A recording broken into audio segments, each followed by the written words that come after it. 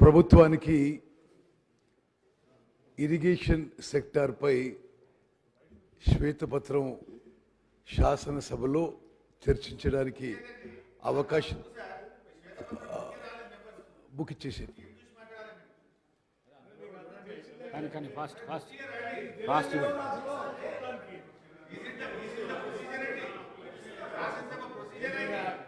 సరే స్పీకర్ గారు మీకు ధన్యవాదాలు తెలియజేస్తూ అదేవిధంగా గ్రేటర్ క్లారిటీ కోసం మీరు పవర్ పాయింట్ ప్రజెంటేషన్కి అనుమతించినందుకు కూడా నేను మీకు ప్రత్యేకంగా ధన్యవాదాలు తెలియజేస్తూ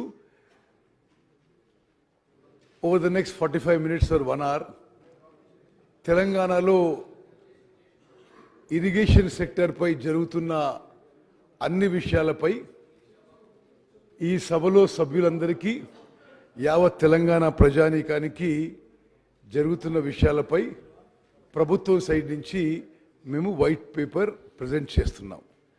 ముందుగా స్పీకర్ సార్, ఈ వైట్ పేపర్ అనుకుంది ఈ ప్రభుత్వం ఫైనాన్స్ మీద పెట్టడం జరిగింది,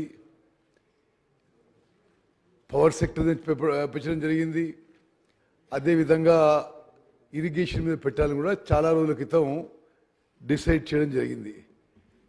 ఈ వైట్ పేపర్ పెట్టాలని అనే నిర్ణయం తర్వాత ఈ మధ్య జరిగిన కొన్ని సంఘటనలు నేను ముందుగా ప్రస్తావిస్తున్నాను. మేడిగడ్డ బ్యారేజ్ అని, it is the heart of the Kaleshwaram project. Kaleshwaram ప్రాజెక్టులో మేడిగడ్డ, అన్నారం, సుందిల్లా 3 బ్యారేజెస్ నిర్మించి మరి దాని ద్వారా గత ప్రభుత్వం 19 లక్షల ఎకరాలకి నీళ్ళిచ్చే ఆలోచన చేయడం జరిగింది. దురదృష్టవశాత్తు గత ప్రభుత్వం హయాంలో నిర్మించిన Medigadda barrage poor design, poor construction, poor O&M వల్ల సీరియస్ డిఫెక్ట్స్ డెవలప్ అయి ఈరోజు ఆ 3 బ్యారేజ్ల మరి వాటర్ స్టోరేజ్ కానీ ఆ బ్యారేజ్ల విషయంలో ఏ విధంగా ముందుకు పోవాలో ఈ ప్రభుత్వం నేషనల్ డ్యామ్ సేఫ్టీ అథారిటీని అప్రోచ్ అయిన విషయం కూడా శాసనసభ ద్వారా యావత్ రాష్ట్రానికి తెలియజేస్తున్నాం. ఇప్పుడు ఎంత సీరియస్గా డ్యామేజ్ జరిగిందో నేను కొన్ని విజువల్స్ ప్రదర్శిస్తున్నాను. ఇది మేడిగడ్డ బ్యారేజ్ పై ఆ రోడ్డు ఏ విధంగా కుంగిపోయిందో ఈ విజువల్లో చూడొచ్చు. ఒకటి స్ట్రైట్ ఫార్వర్డ్ ఫోటోగ్రాఫ్, ఒకటి సైడ్ నుంచి తీసుకున్న ఫోటోగ్రాఫ్. ఎంత క్లియర్గా ఈ మేడిగడ్డ బ్యారేజ్ కుంగిపోయిందో చాలా స్పష్టంగా అవపడుతుంది. నెక్స్ట్, ఇది మేడిగడ్డ బ్యారేజ్లో ఒక పియర్లో తీసుకున్న ఒక 3-4 రోజుల కింద తీసుకున్న ఫోటోగ్రాఫ్. ఏ విధంగా కట్టిన 3 ఏళ్లకే పూర్తిగా కొలాప్స్ స్టేజ్ వచ్చిందో ఈ ఫోటోగ్రాఫ్ ద్వారా మరి చాలా స్పష్టంగా సభ్యులందరికీ నేను మనవి చేస్తున్నా. నెక్స్ట్, అదేవిధంగా ఈ పియర్ 20 ఏ విధంగా పగిలిపోయి ఆ ఫ్లోర్ సింక్ అవుతుందో ఈ 1 minute వీడియోలో చాలా స్పష్టంగా అవుతుంది. కింది నుంచి పై వరకు కూడా పూర్తిగా పగిలిపోయిన విషయం నేను మరి సభ్యులందరికీ కూడా జాగ్రత్తగా గమనించవలసిందిగా విజ్ఞప్తి చేస్తున్నాను. ఏది ఏది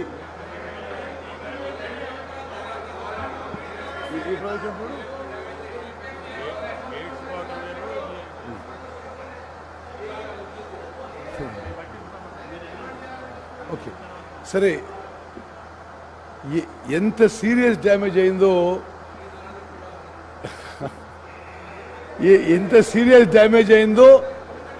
సభలో ఏ పార్టీకి చెందినా దయచేసి గమనించవలసిందిగా నేను సవినయంగా విజ్ఞప్తి చేస్తున్నా. ఎంత సీరియస్ డ్యామేజ్ అయిందో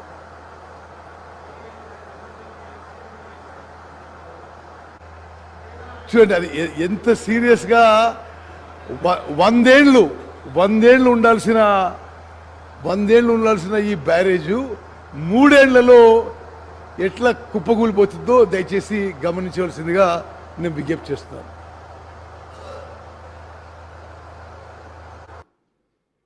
ఓకే, ఇప్పుడు సభ దృష్టికి నేను ఇంకొన్ని విషయాలు తీసుకొస్తున్నా.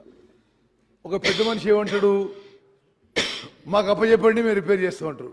అసలు మీరు కట్టిందే ఫాల్టీ డిజైను, మీరు కట్టిందే ఫాల్టీ డిజైను, ఇక మీరు అడగడానికి ఇది ఏ అర్హత ఉందని చెప్పి నేను.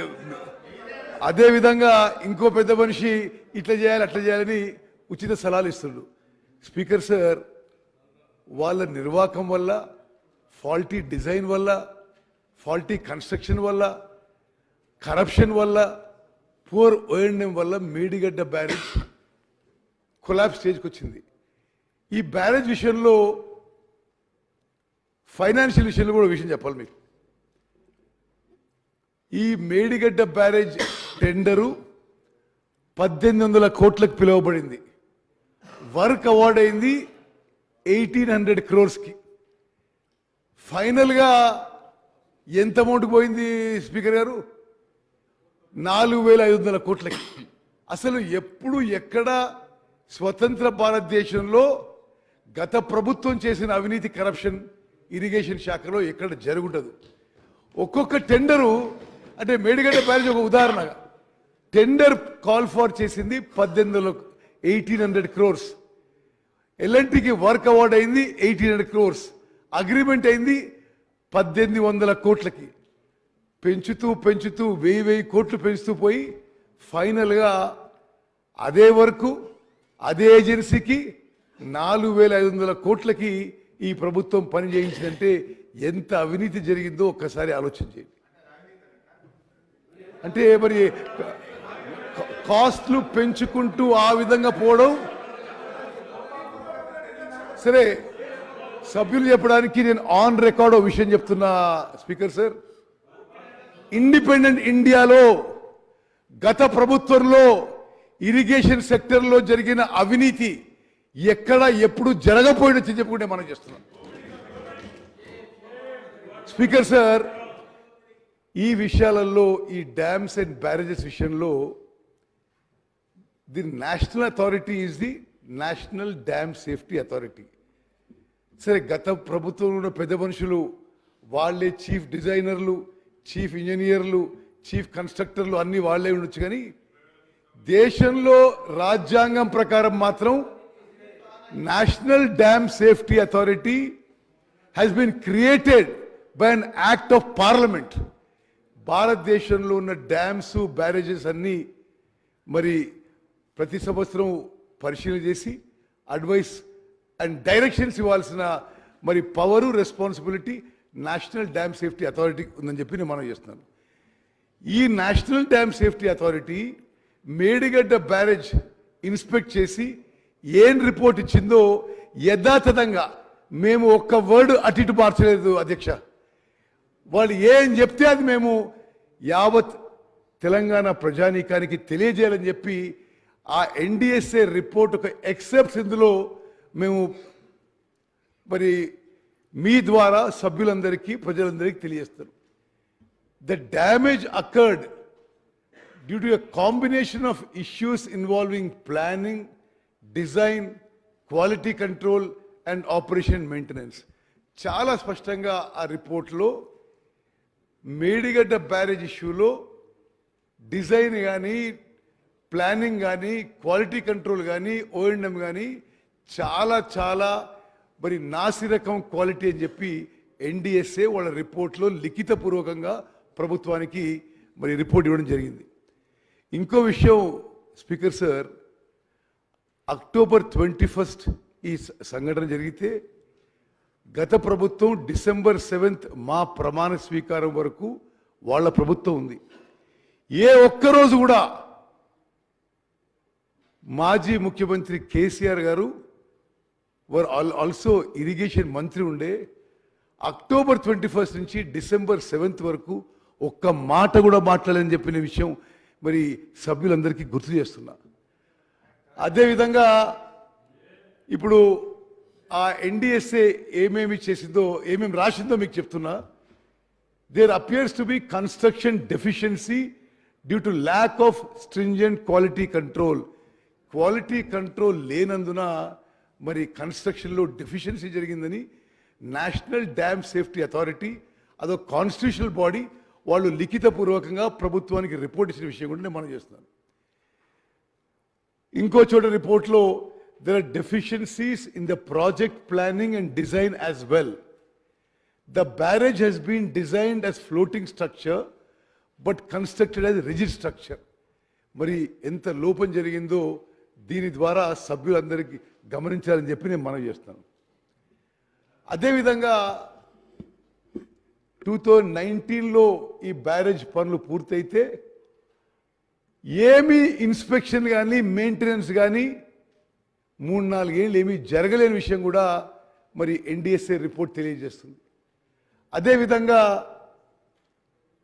Telangana state dam safety organisation వాళ్ళని ఎన్డిఎస్ఏ ఇది జరగకముందే pre monsoon post monsoon checks చేయాలని చెప్పి లిఖితపూర్వకంగా ఇచ్చిన తెలంగాణలో ఇరిగేషన్ శాఖ ఆ స్టేట్ డ్యామ్ సేఫ్టీ ఆర్గనైజేషన్ ఈ చెక్స్ చేయలేని విషయం కూడా నేను మనం చేస్తున్నా.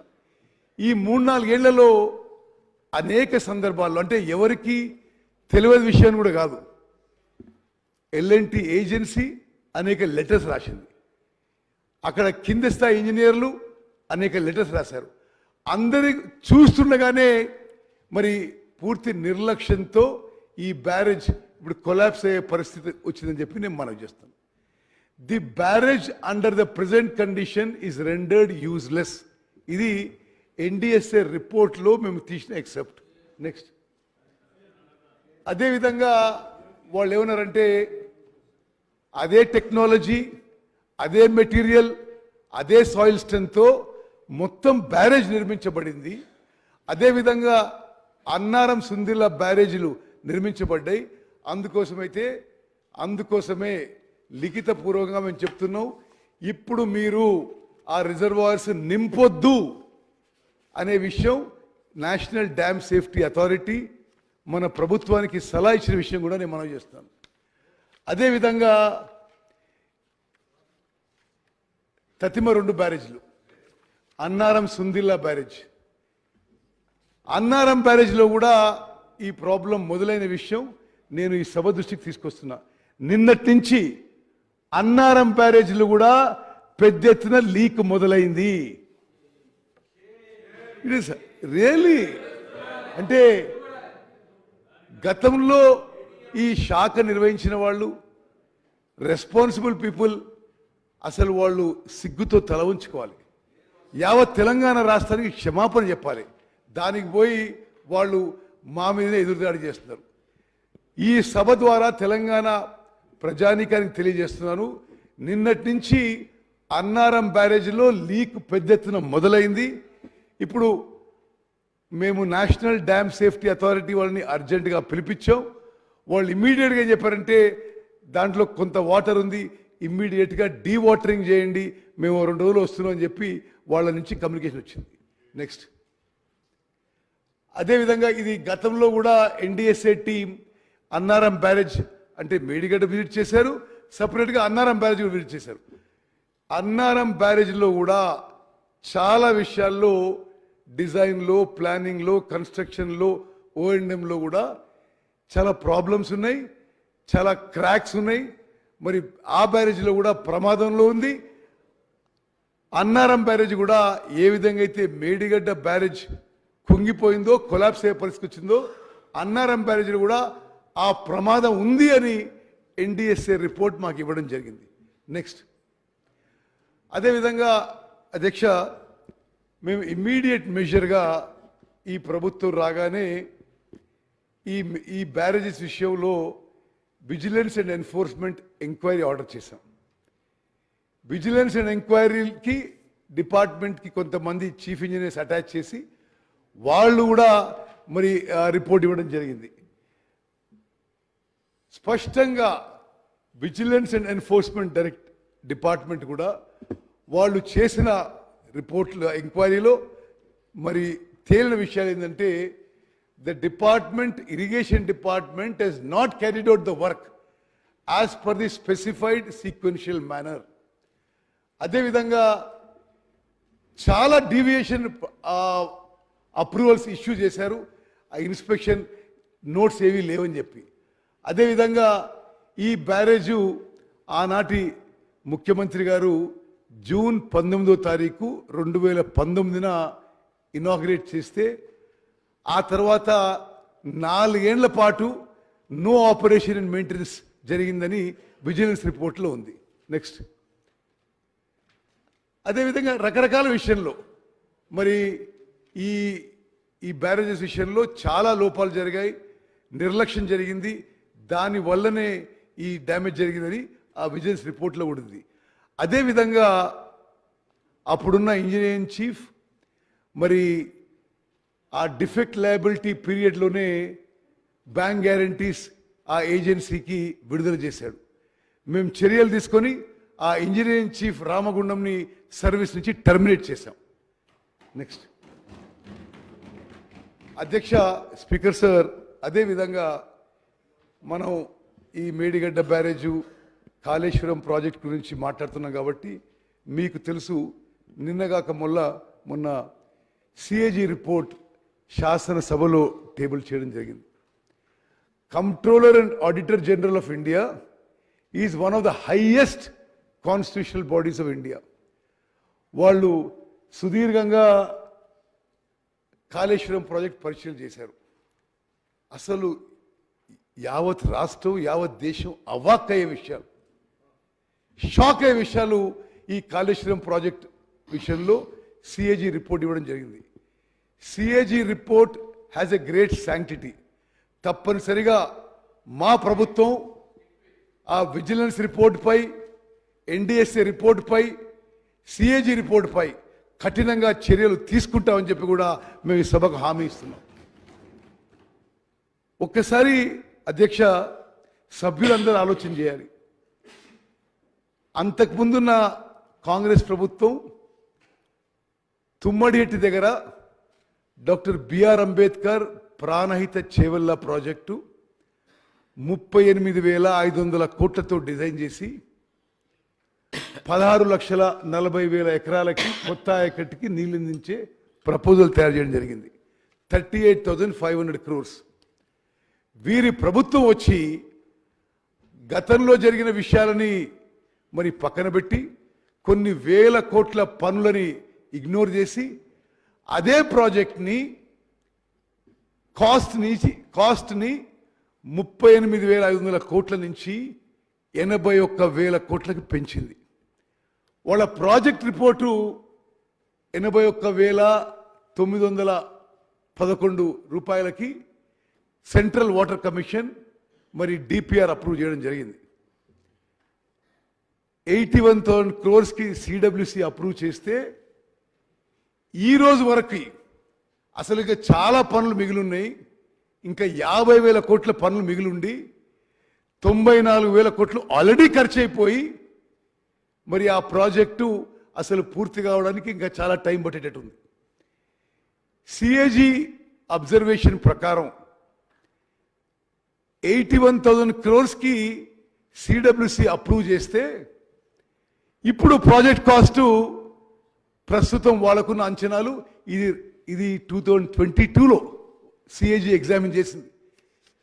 81,000 crores వాళ్ళు సిడబ్ల్యూసి అప్రూవ్ చేస్తే సిఏజీ అంచనాల మేరకు కాళేశ్వరం ప్రాజెక్ట్ కాస్ట్ ఇప్పుడు 1,47,000 కోట్లు కాబోతుంది. 81,000 crores చాలా ఎక్కువ అనుకుంటున్నాం. 81,000 crores ప్రాజెక్టు సిడబ్ల్యూసి అప్రూవ్ చేస్తే గత ప్రభుత్వం నిర్వాకం వల్ల, నిర్లక్ష్యం వల్ల, కరప్షన్ వల్ల ఇప్పుడు ప్రాజెక్ట్ కాస్ట్ 1,47,000 కోట్లు కాబోతుంది. బెనిఫిట్ కాస్ట్ రేషియో అని సిఏజీ అంటే ఎంత ఖర్చు పెడుతున్నాము, దానివల్ల ఎంత బెనిఫిట్ వస్తుందని ఒక అనాలిసిస్ చేశారు. 81,000 ఖర్చు చేసి ఉంటే బెనిఫిట్ కాస్ట్ రేషియో 0.75 ఉండేది. Considering the latest likely project cost అంటే 1,47,000 కోట్లు ఖర్చు పెడితే benefit cost ratio works out to 0.52. అంటే ప్రభుత్వం అమూల్యమైన ప్రజా సొమ్ము ఖర్చు పెట్టిన ప్రతి రూపాయికి రిటర్న్ విల్ బి 52 పైసా. అంటే క్లియర్లీ ఇండికేట్స్ కాళేశ్వరం ప్రాజెక్టు మొదటి నుంచి కూడా ఎకనామికలీ అన్వయబుల్ ప్రాజెక్ట్ అని చెప్పి ఈ సభ ద్వారా యావత్ తెలంగాణ ప్రజానీకానికి తెలియజేస్తున్నాం. అదేవిధంగా కాంట్రాక్టర్లకి వేల కోట్లకి వేల కోట్లు అన్డ్యూ బెనిఫిట్స్ గత ప్రభుత్వం ఇచ్చిందని చెప్పి చాలా స్పష్టంగా సిఏజీ రిపోర్ట్లు ఇవ్వడం జరిగింది. ఇందులో ఒకటే విషయం మీకు హైలైట్ చేస్తున్నాను నేను. ఇది 2021లో 21-22లో సిఏజీ ఆనాడున్న ఫిగర్స్ ఎగ్జామిన్ చేసినప్పుడు కాస్టు 1,47,000 కోట్లు. క్రమంగా as the project nears completion ఇది 2 లక్షల కోట్లకు కూడా పోయే ప్రమాదం అని చెప్పి కూడా నేను మనవి చేస్తున్నాను. అదేవిధంగా అసలు ఇంకో సభ్యులందరూ కూడా నిర్గాంతపోయే విషయం ఒకటి తెలియజేస్తున్నాను. పీక్ ఎనర్జీ డిమాండ్ కాళేశ్వరం ప్రాజెక్టులో అన్ని పంపులు పనిచేసే సమయం వచ్చినప్పుడు, సైమల్టేనియస్గా పనిచేసే సమయం వచ్చినప్పుడు total energy demand will be 203 million units per day. Kaleshwaram project పూర్తి స్థాయిలో అన్ని పంపులు పనిచేస్తున్నప్పుడు total energy consumption per day will be 203 million units per day. అంటే మొత్తం తెలంగాణ రాష్ట్రంలో ఏ సంవత్సరం అయితే సిఏజీ రిపోర్ట్ తయారు చేసిందో 21-22లో మొత్తం తెలంగాణ రాష్ట్రంలో అన్ని అవసరాలు కలిపి electricity consumption 196 million units per day ఉంటే, మొత్తం తెలంగాణ రాష్ట్రంలో పరిశ్రమలు, డొమెస్టిక్, అగ్రికల్చర్ అన్ని కలిపి 196 మిలియన్ యూనిట్స్ పర్ డే ఉంటే, ఒక్క కాళేశ్వరం ప్రాజెక్టుకే మరి అన్ని పంపులు పనిచేసి దానికి energy consumption 203 million units per day. అంటే మొత్తం రాష్ట్రంలో కన్జ్యూమ్ అయ్యే పవర్ కంటే కాళేశ్వరం ప్రాజెక్టుకి ఎక్కువ పవర్ కన్జ్యూమ్ అయ్యే విషయం సిఏజీ రిపోర్ట్ తెలియజేసింది. దాని ఖర్చు అంటే కేవలం ఎలక్ట్రిసిటీ ఖర్చు. కాళేశ్వరం ప్రాజెక్టు పూర్తి స్థాయిలో నడిపించినప్పుడు, అన్ని పంపులు కూడా మరి పూర్తి స్థాయిలో నడిచినప్పుడు 10,374 కోట్లు electricity charges per year Kaleshwaram ప్రాజెక్టుకి 10,374 కోట్లు. ఇవి ఈ ఫిగర్స్ మేము సృష్టించలేదు అధ్యక్ష. ఇవన్నీ సిఏజీ చాలా జాగ్రత్తగా పరిశీలన చేసి వాళ్ళ రిపోర్ట్లు ఇవ్వడం జరిగింది. అదేవిధంగా మరి ఇది కమిషన్ల కక్కుర్తో మరొకటో తెలియదు కదా నాకు. వాళ్ళు సిఏజీ ఏమంటారంటే డిపార్ట్మెంట్ ఇంత ఆదరాబాదరగా తొందరపడి ఎందుకు వర్క్లు ఇచ్చినా అర్థం కావడం లేదు. ఒక ఎగ్జాంపుల్గా 25,000 కోట్ల works were awarded even before the approval of DPR. Detailed project report Kaleshwaram చాలా స్పష్టంగా కాళేశ్వరం ప్రాజెక్టులో 25,000 కోట్ల వర్క్లు ఇవ్వడం జరిగింది. అదేవిధంగా మల్లన్న సాగర్ విషయంలో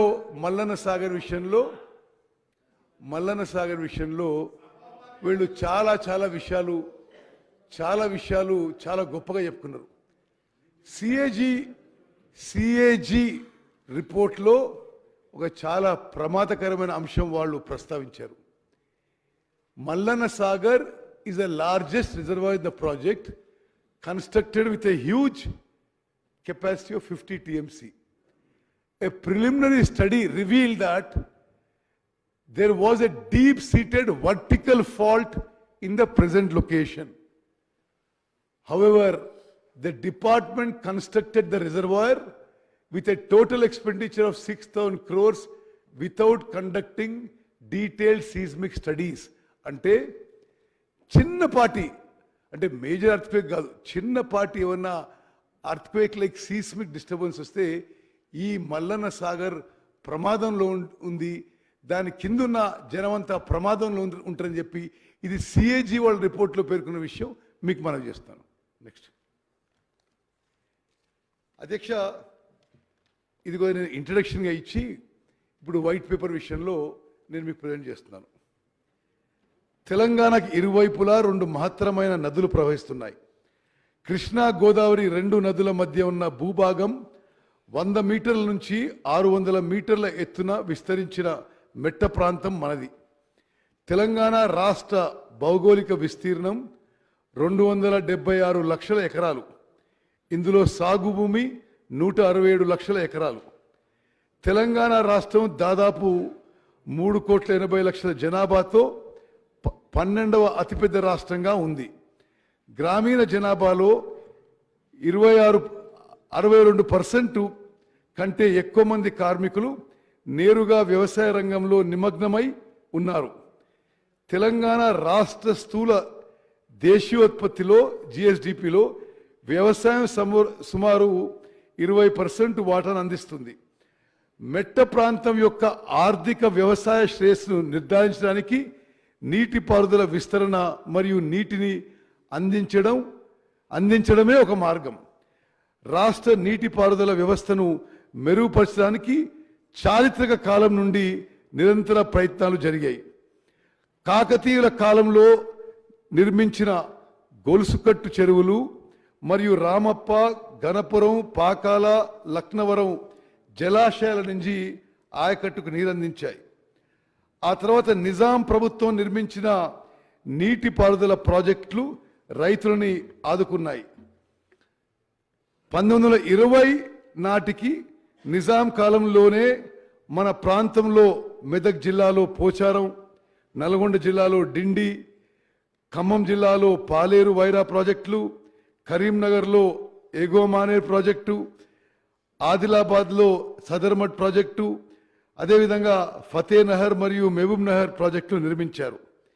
నిజామాబాద్ జిల్లాలో నిజాం సాగర్, ఆదిలాబాద్ జిల్లాలో కడెం ప్రాజెక్టు, మహబూబ్నగర్ జిల్లాలో సరళ సాగర్ ప్రాజెక్టు అప్పటి గొప్ప ఇంజనీర్ నవాబ్ అలీ నవాజ్ జంగ్ మార్గదర్శకత్వంలో నిజాం ప్రభుత్వం నిర్మించింది.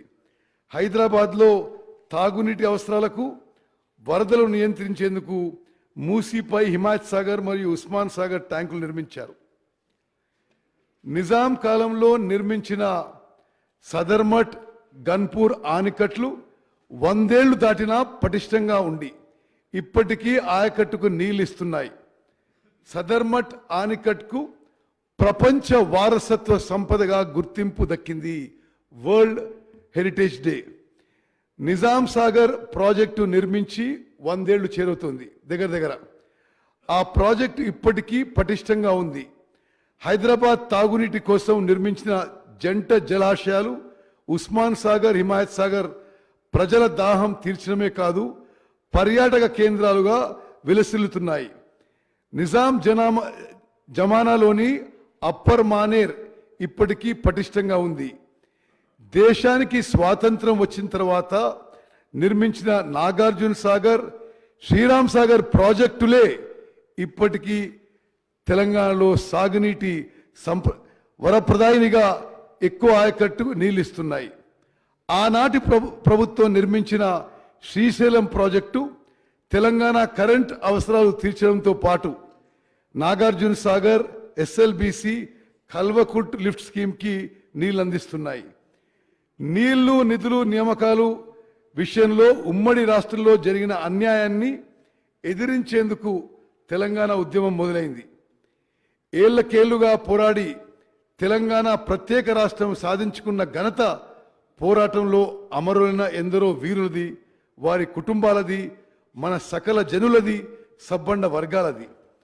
తెలంగాణ రాష్ట్రం ఏర్పాటుతో అటు కృష్ణా, ఇటు గోదావరి సాగునీటి గలగలలతో మన పంట పొలాల్ని సస్యశ్యామలం అవుతామనుకున్న ప్రజల ఆశలు ఆకాంక్షలు ఇప్పటికీ అనుకున్న లక్ష్యాన్ని అందుకోలేదనే చెప్పుకోవాలి.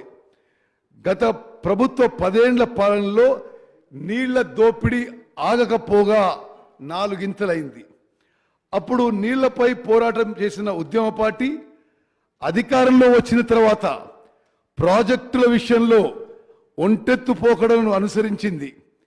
ఇంజనీర్లు నిపుణుల సలహాలు సూచనలు పట్టించుకోకుండా సొంత ఇంజనీరింగ్ ఆలోచనలతో నీటిపారుదల ప్రాజెక్టుల రీడిజైన్ పేరుతో తెలంగాణకి అన్యాయం చేసింది. కృష్ణా నదీ జలాల్లో తెలంగాణకు న్యాయబద్ధంగా రావాల్సిన వాటాలను సాధించటంలో గత ప్రభుత్వం విఫలమైంది. పరివాహక ప్రాంతానికి అనుగుణంగా నీళ్ల వాటాలకు పట్టుబట్టకుండా ఏపీకి 512 టీఎంసీలు ఇచ్చి తెలంగాణకు 299 టీఎంసీలకే అంగీకరించింది. ఫలితంగా దక్షిణ తెలంగాణలోని ఉమ్మడి మహబూబ్ నగర్, ఉమ్మడి నల్గొండ, ఉమ్మడి ఖమ్మం, రంగారెడ్డి జిల్లాల రైతులకి అన్యాయం చేసింది. 2 రాష్ట్రాలకు నిర్దేశించిన 811 టీఎంసీల్లో కృష్ణా బేసిన్ పరివాహక ప్రాంతం ఆధారంగా మనకు 68% వాటా రావాలి. అంతర్జాతీయ నదీ జలాల న్యాయ సూత్రాలన్నీ అదే విషయాన్ని స్పష్టం చేస్తున్నాయి. దీని ప్రకారం న్యాయబద్ధంగా తెలంగాణకు దక్కాల్సిన 555 టీఎంసీలు తెచ్చుకోవాలనే సోయి గత ప్రభుత్వానికి లేకుండా పోయింది. అటు కృష్ణా గోదావరి బోర్డుల ఏర్పాటు గెజెట్ నోటిఫికేషన్ను గత ప్రభుత్వం అంగీకరించింది. కృష్ణాపై ఉన్న శ్రీశైలం, నాగార్జున సాగర్ ఉమ్మడి ప్రాజెక్టుల నిర్వహణను కేంద్రానికి అప్పగించేందుకు సూచనాప్రాయంగా అంగీకారం తెలియజేసింది. 2014 జూన్ 2న రాష్ట్రం ఏర్పడినప్పటి నుంచి అధికారం నుంచి దిగిపోయే చివరి రోజు వరకు, అంటే 2023 డిసెంబర్ 7వ తేదీ వరకు వివిధ సందర్భాల్లో జరిగిన బోర్డ్ మీటింగ్ మినిట్స్ లో అధికారులు రాసిన లెటర్లన్నీ అందుకు సాక్ష్యాలుగా ఉన్నాయి. ఇటు గోదావరి జలాలను ఎత్తిపోసేందుకు ప్రపంచంలోనే అద్భుతమైన ప్రాజెక్టులు కడుతున్నట్టు 1,47,000 కోట్లతో చేపట్టిన కాళేశ్వరం ప్రాజెక్టులో అత్యంత కీలకమైన మేడిగడ్డ బ్యారేజ్ 3 ఏళ్లకే కుంగిపోయింది. నిట్ట నిలువున పియర్లకు ఇప్పటికే పెద్ద పెద్ద పగుళ్లు వచ్చాయి. ఎగున ఉన్న అన్నారం, సుందిల్ల బ్యారేజీలకు బొంగలు పడ్డాయి. ఆ 2 బ్యారేజీలు కూడా ఇలాగే కుంగిపోయే ప్రమాదం ఉందని నేషనల్ డ్యామ్ సేఫ్టీ అథారిటీ హెచ్చరించింది. వీటిలో నీటిని నిల్వ చేస్తే మరింత ప్రమాదం అని సూచించింది. అందుకే గత ప్రభుత్వమే ఎన్నికల ముందు ఆ బ్యారేజీల నుంచి నీళ్లు తీసేసిన విషయం ఈ సభకు నేను గుర్తు చేస్తున్నా. ఇప్పుడేంది, వాళ్లే అప్పుడు నీళ్లు తీసేసి మొన్న ఏమంటారు, అరే నేనుంటే నీళ్ళు నింపేవాళ్ళంటారు వాళ్ళు. అటు కృష్ణా జలాల నిర్వాహకం, ఇటు గోదావరి మీద నిర్మించిన లిఫ్ట్లు, బ్యారేజీలు, పంప్ హౌజ్ల విధ్వంసంతో తెలంగాణ సాగునీటి పారుదల వ్యవస్థ చిన్నాభిన్నమైంది. నీటి ప్రాజెక్టుల పేరిట 1.81 లక్షల కోట్లు 1.81 lakh crores ఖర్చు పెట్టడంతో రాష్ట్ర ఆర్థిక వ్యవస్థకు శరాఘాతం తగిలింది. 2014 నుంచి 2023 వరకు నీటిపారుదల రంగానికి కేటాయించిన బడ్జెట్, ప్రాజెక్టుల పేరిట ఏర్పాటు చేసిన కార్పొరేషన్ల ద్వారా తెచ్చిన రుణాలతో కలిసి అప్పులు, వడ్డీల భారం పెరిగిపోయింది. రాష్ట్ర ఖజానా మొత్తం అప్పుల భారంతో కుంగిపోయింది. భావి తరాలు మోయలేని విధంగా ప్రాజెక్టులపై గత ప్రభుత్వం చేసిన అప్పులు తీర్చాలంటే వడ్డీతో సహా రాబోయే 10 ఏళ్లలో 1.35 లక్షల కోట్లు, అంటే 1.35 lakh crores తిరిగి చెల్లించాల్సిన పరిస్థితి ఉంది. గడిచిన 10 ఏళ్లలో సాగునీటి ప్రాజెక్టులపై ప్రభుత్వం అనుసరించిన విధ్వంసక ధోరణి తెలంగాణను నట్టేట ముంచింది. గత ప్రభుత్వం అనుసరించిన తప్పుడు విధానాలు, భారీ అప్పులు, అవినీతితో పాటు అడుగడుగునా జరిగిన అవకతవకలను మన రాష్ట్రానికి పూడ్చేంత నష్టం తెచ్చిపెట్టాయి. ఈ శ్వేతపత్రం నీటిపారుదల రంగం ఎదుర్కొంటున్న వివిధ సమస్యలు మరియు సవాళ్ల గురించి సమగ్రమైన సమాచారాన్ని అందించడం, ఈ లోపాలని అధిగమించడానికి సాధ్యమయ్యే ప్రభుత్వ చర్యలను అన్వేషించడం లక్ష్యంగా పెట్టుకుంది. ఈ శ్వేతపత్రం వివిధ ప్రాజెక్టుల అమలు పురోగతిని, వాటి నీటిపారుదల సామర్థ్యాన్ని తెలియజేస్తుంది. తెలంగాణ రాష్ట్ర ప్రయోజనాన్ని కాపాడడంతో పాటు కృష్ణా గోదావరి జలాలతో వీలైనంత ఎక్కువ ఆయకట్టుకి సాగునీటి అందించే లక్ష్యంతో రైతుల ఆదాయం పెంచే దిశగా నేటి తెలంగాణ ప్రభుత్వం తీసుకునే చర్యలను మేము ప్రస్తావించబోతున్నాము. అధ్యక్ష, ఇరిగేషన్ పొటెన్షియల్ విషయంలో నేను మీకు ఈ స్లైడ్ చాలా స్పష్టంగా తెలియజేస్తుంది. తెలంగాణ ఏర్పాటయ్యే నాటికి 57 లక్షల ఎకరాల ఆయకట్టు ఉంది. లక్షల ఎకరాల ఆయకట్టు ఉంది. అప్పటి వరకు అయిన ఖర్చు, తెలంగాణ రాష్ట్రం ఏర్పాటు అయ్యే వరకు అయిన ఖర్చు ఇరిగేషన్ సెక్టార్పై 54,000 కోట్లు. 54,000 కోట్లకి ఒక్కో ఎకరానికి వచ్చిన ఖర్చు 93,000 రూపాయలు. 2014లో తెలంగాణ రాష్ట్రం ఏర్పడింది, టిఆర్ఎస్ ప్రభుత్వం ఏర్పడింది. ఆ తర్వాత 2014 నుంచి 2023 వరకు 10 సంవత్సరాల్లో ఇరిగేషన్ ప్రాజెక్టులపై ఖర్చు 1.81 లక్ష కోట్లు. గతంలో 54,000 కోట్లతో 57 లక్షల ఎకరాలు ఆయకట్టు వస్తే ఈ 10 ఏళ్లలో 1.81 లక్షల కోట్ల ఖర్చుతో కొత్త ఆయకట్టు వచ్చింది 15 లక్షల ఎకరాలు. అంటే ఈ 10 ఏళ్లలో వీళ్ళు ఖర్చు పెట్టిన సొమ్ముకి ఒక్కో ఎకరానికి కొత్త ఆయకట్టుకు వచ్చిన ఖర్చు మరి 11 లక్షల రూపాయలు అని చెప్పి నేను మనం చేస్తున్నాను. Sir, I'm not yielding. పూర్తయిన తర్వాత మీరు మాట్లాడండి. గత ప్రభుత్వం 10 ఏళ్లలో అనాలోచితంగా ఖర్చులు చేసింది. నేను మళ్ళీ చెప్తున్నా, 2014 నుంచి 2023 వరకు 1.81 lakh crores వ్యయంతో 15 లక్షల ఎకరాల విస్తీర్ణంలో ఆయకట్టు వచ్చింది. అంటే ఒక్కో ఎకరానికి 11 లక్షలు ఖర్చు పెట్టింది. అంటే గతంతో పోలిస్తే ఒక్కో ఎకరానికి దాదాపు 12 రెట్లు ఎక్కువ ఖర్చు పెట్టడం విస్మయం కలిగిస్తుంది. అదేవిధంగా ప్రస్తుతం కొనసాగుతున్న ప్రాజెక్టులు పూర్తయితే రాష్ట్రం మొత్తం నీటిపారుదల సామర్థ్యం 127 లక్షల ఎకరాలకు చేరుతుందని అంచనా ప్రతిపాదనలు ఉన్నాయి. మిగిలి ఉన్న ప్రాజెక్టులు పూర్తి చేసి 53 లక్షల ఎకరాల అదనపు ఆయకట్టుకి నీరివ్వడానికి 97,000 కోట్లు అవసరం. 5 ఏళ్లలో చెల్లించాల్సిన అప్పులు, వడ్డీలతో కలిసి రాబోయే 5 ఏళ్లలో చెల్లించాల్సిన రుణభారం 77,000 కోట్లు. మిగిలినవి కూడా పూర్తి చేయాలంటే మొత్తం ప్రాజెక్టులకు చేయవలసిన వ్యయం 1,75,000 కోట్లు. తద్వారా ఒక్క ఎకరానికి నీరివ్వడానికి 3.4 lakhs ఖర్చు అవుతుంది. రేట్లలో వచ్చే మార్పుల వల్ల పెరిగే ఖర్చు దీనికి అదనం. అదేవిధంగా అధ్యక్ష, ఈ స్లైడ్ ద్వారా మళ్ళోసారి నేను ఇది భారీ, మధ్య తరహా, చిన్న తరహా ఐడిసిలో ఎంత దేనికి ఖర్చు అయింది, మరి 2014కి ముందు 2014 తర్వాత స్పష్టంగా తెలియజేయడం జరిగింది. నెక్స్ట్, రాష్ట్రంలో కొన్ని మేజర్ ఆన్ గోయింగ్ ప్రాజెక్ట్స్కి మరి 2014 ముందు ఎంత ఆయకట్టు, 2014 నుంచి 2023 వరకు ఎంత ఆయకట్టు కొత్తగా సృష్టించబడ్డదో ఈ స్లైడ్ ద్వారా తెలియజేసినాం. మరి ఇందులో ఇది 9 మేజర్ ప్రాజెక్ట్స్ ఇన్ తెలంగాణ. ఇందులో కేవలం కాళేశ్వరం ప్రాజెక్టు ఈ ప్రభుత్వ హయాంలో మొదలైంది.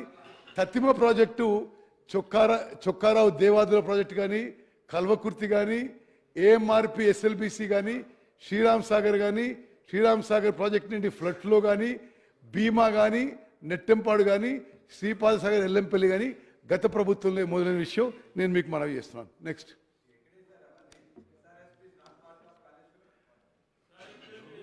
మరి కృష్ణా బేసిన్లోని ప్రాజెక్టులు, కృష్ణా నదిపై నిర్మించిన ప్రాజెక్టులో ముఖ్యమైనవి నాగార్జున సాగర్, శ్రీశైలం, ప్రియదర్శిని జూరాల ప్రాజెక్టు, నెట్టెంపాడు, భీమా, కోయిల్ సాగర్, కల్వకుర్తి, ఆర్డిఎస్, పాలమూరు రంగారెడ్డి. కృష్ణా నదిపై ఉన్న జూరాల, నాగార్జున సాగర్ డ్యాంల నుంచి నీరు గ్రావిటీ ద్వారా చేరుతోంది. తుంగభద్రపై కట్టిన రాజోలి బండ, మూసీపై ఉన్న మూసీ ప్రాజెక్టు, డిండి పైన కట్టిన డిండి ప్రాజెక్టు నుంచి ప్రవాహ మార్గంగానే పొలాలకు చేరుతుంది.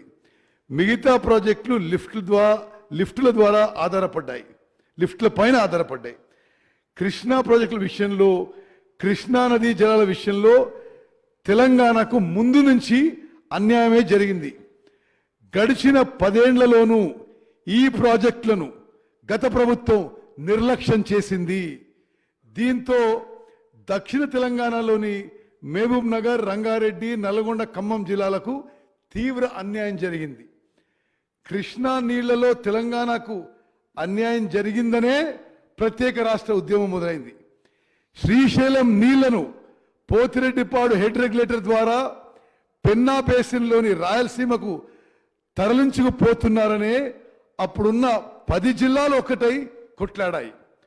పోతిరెడ్డిపాడు హెడ్ రెగ్యులేటర్ కెపాసిటీని 11,000 క్యూసెక్లు నుంచి 14,000 క్యూసెక్లు పెంచినప్పుడు, 44,000 క్యూసెక్లు పెంచినప్పుడు ప్రశ్నించిన పార్టీ నేతలు అధికారంలోకి వచ్చిన తర్వాత కృష్ణా ప్రాజెక్టులు గాలి కొదిలేశారు. 2020లో పోతిరెడ్డిపాడును 20,000 క్యూసెక్లకు పెంచడంతో పాటు 80,000 సారీ ఐ రిపీట్ 2020లో పోతిరెడ్డిపాడును 80,000 క్యూసెక్లకు పెంచడంతో పాటు పక్కనే రాయలసీమ లిఫ్ట్ ఇరిగేషన్ స్కీమ్ నిర్మాణం చేపట్టేందుకు ఏపీ ప్రభుత్వం జారీ చేసిన జియో జారీ చేస్తే ప్రేక్షక పాత్ర పోషించారు. కుండకు గండి కొట్టినట్లుగా శ్రీశైలం రిజర్వాయర్ అట్టడుగున ఉన్న నీటిని కూడా తీసుకెళ్లేందుకు ఏపీ చేసిన ప్రయత్నాలు అడ్డుకోలేదు. రాయలసీమ లిఫ్ట్ ఇరిగేషన్ స్కీమ్ 797 లెవెల్లో కట్టి మొత్తం శ్రీశైలం ఖాళీ చేయడానికి ఆంధ్రప్రదేశ్ ప్రభుత్వం చర్యలు తీసుకున్నా గత ప్రభుత్వం ఏమీ చేయలేదు. రాయలసీమ లిఫ్ట్ ఇరిగేషన్ ప్రాజెక్టు టెండర్ల ప్రక్రియ పూర్తయ్యే వరకు అప్పటి ప్రభుత్వం కేంద్రానికి ఫిర్యాదు చేయలేదు. అదే సమయంలో జరిగిన అపెక్స్ మీటింగ్లో బిజీ షెడ్యూల్ ఉంది అని కారణం చూపెట్టి రాలేకపోతున్నా అంటూ మీటింగ్ వాయిదా వేయాలని అప్పటి ముఖ్యమంత్రి లేఖ రాయటం గత ప్రభుత్వ వైఖరిని బయటపెట్టింది. మహబూబ్ నగర్ చెందిన రైతు ట్రిబ్యునల్ని ఆశ్రయించి స్టే తెచ్చేంత వరకు అప్పటి ప్రభుత్వం నిద్ర నటించింది. గత ప్రభుత్వ నిర్వాకంతో కృష్ణా జలాలను ఆంధ్రప్రదేశ్ యథేచ్ఛగా తమ ప్రాంతానికి మళ్లించుకుంటోంది. పోతిరెడ్డిపాడు, సంగమేశ్వరం, ముచ్చుమర్రి నుంచి రోజుకు 9.5 టీఎంసీల నీటిని ఏపీ ఖాళీ చేస్తోంది. జలాశయం నిండక ముందే నీళ్లు తరలించకపోయేలా ఈ ప్రాజెక్టులు కట్టుకుంది. శ్రీశైలం నీళ్లను మళ్లించి రాయలసీమ రత్నాల సీమగా మార్చడానికి ఆనాటి సీఎం ఏపీకి సహకరించడం తెలంగాణ భవిష్యత్తుకు తీరని నష్టం తెచ్చిపెట్టింది. తెలంగాణ రాష్ట్రం ఏర్పడ్డ తర్వాత తెలంగాణ రాష్ట్రం ఏర్పడిన తర్వాత మొట్టమొదటిగా పునాది రాయి వేసిన Palamuru Rangareddy lift irrigation scheme కింద అధ్యక్ష ఈ ఫిగర్ మీరు గమనించాలి. తెలంగాణ రాష్ట్రం ఏర్పడిన తర్వాత మొట్టమొదటిగా పునాది రాయి వేసిన Palamuru Rangareddy lift irrigation scheme కింద 27,000 కోట్లు ఖర్చు పెట్టి 27,000 కోట్లు ఖర్చు పెట్టి పెట్టినా ఒక్కెకరం కూడా కొత్త ఆయకట్టు సాగులోకి రాలేదనే విషయం ఈ సభ దృష్టికి తీసుకొస్తున్నారు. 2 టీఎంసీల నీటిని లిఫ్ట్ చేసేందుకు చేపట్టిన ఈ ప్రాజెక్టును అకారణంగా 1 టీఎంసీకి కుదించారు. ఎన్నికల ముందు నార్లాపూర్ పంప్ హౌస్ నుంచి 1 మోటార్ మాత్రమే నడిపించి కొన్ని నీళ్లు పోయించారు. అదేవిధంగా పాలమూరు రంగారెడ్డి ఫౌండేషన్స్ వేసిన తర్వాత మరి డిండి ప్రాజెక్ట్ కూడా ఫౌండేషన్ వేసి డిండి ప్రాజెక్ట్ కూడా పెండింగ్ జాబితాలోనే పడిపోయింది. ఎస్ఎల్బిసి టన్నెల్ పనులు ఇప్పటికీ పూర్తి కాలేదు. తెలంగాణ ఉద్యమంలో ఆర్డిఎస్ నీళ్ల సాధన కోసం పాదయాత్ర చేసిన పార్టీ అధికారంలో ఉన్నప్పుడు ఆర్డిఎస్ ఆధునీకరణను మర్చిపోయింది. దీన్ని సప్లిమెంట్ చేయడానికి తుమ్మిళ్ల పేరుతో లిఫ్ట్ పెట్టి ఒక్క మోటార్తో నీళ్లు పోయించి ఆర్భాటం చేశారే తప్ప ఆ పనులు పూర్తి చేయలేదు. దీంతో ఆర్డిఎస్ ఆయకట్టు 1 ఎకరం కూడా పెరగలేదు. గత ప్రభుత్వం అనుసరించిన దుర్నీతి కారణంగా ఇప్పుడు శ్రీశైలంపై ఆధారపడ్డ మహబూబ్ నగర్ జిల్లాలోని ప్రాజెక్టుల భవితవ్యం ప్రమాదంలో పడినట్లయింది. ప్రధానంగా నాగార్జున సాగర్లో నీటి నిల్వలు తగ్గిపోతున్నాయి. దీనిపై ఆధారపడ్డ నల్గొండ ఖమ్మం జిల్లాల ఆయకట్టు రైతులు నష్టపోతున్నారు. అదేవిధంగా అధ్యక్ష నేను ముందోసారి చెప్తున్నా, మళ్ళీసారి రిపీట్ చేస్తున్నా, ఎందుకంటే ఈ రాష్ట్ర భవిష్యత్తుకి చాలా చాలా కీలక విషయం. కృష్ణా జలాల నీటి వాటాల్లో అన్యాయం. కృష్ణా జిల్లాలో ఉమ్మడి ఆంధ్రప్రదేశ్ కేటాయించిన బచావత్ అవార్డు ఎన్ బ్లాక్ 811 టీఎంసీ ఉంటే మరి గత ప్రభుత్వం పోయి కేంద్రం దగ్గర మాకు 299 టీఎంసీ ఇస్తే చాలు అని చెప్పి వీళ్ళు లిఖితపూర్వకంగా ఒప్పుకొని వచ్చారు. కృష్ణా జిల్లాలో ఉమ్మడి ఆంధ్రప్రదేశ్కు కేటాయించిన 811 టీఎంసీల్లో తెలంగాణకు 299 టీఎంసీలు, ఏపీకి 512 టీఎంసీల పంపిణీకి గత ప్రభుత్వం 2015లో అంగీకరించి ఆ తర్వాత చాలా సంవత్సరాలు కేంద్ర ప్రభుత్వం ఒప్పుకున్న విషయం ఈ సభ దృష్టికి తీసుకొస్తున్నా. అప్పుడు యాడ్హాక్ కేటాయింపులకు అంగీకరించడంతో రాష్ట్రానికి న్యాయపరంగా రావాల్సిన నీటి వాటాలు సాధించుకోలేదు. ఏడాదికోసారి నీటి పంపిణీపై 2 రాష్ట్రాలకు చెందిన మీటింగ్లు జరిగినప్పుడల్లా తాత్కాలిక వాటాలకి ఒప్పందం చేసుకున్నారు. అంటే 512, 299 ఎవ్రీ ఇయర్ రిపీట్ చేసుకున్నారు. కృష్ణా బేసిన్లో తెలంగాణకి పరివాహక ప్రాంత శాతం 68%. దీని ప్రకారం కృష్ణాలో మనకు 555 టీఎంసీల నీళ్లు, ఏపీలో కృష్ణా పరివాహక ప్రాంతం 32% మాత్రమే. దామాషా ప్రకారం ఆంధ్రప్రదేశ్కి 256 టీఎంసీలు రావాలి. సహజ వనరుల పంపిణీ సూత్రాలు వేటిని పరిగణలోకి తీసుకున్న తెలంగాణకి 555 టీఎంసీలు రావాలి.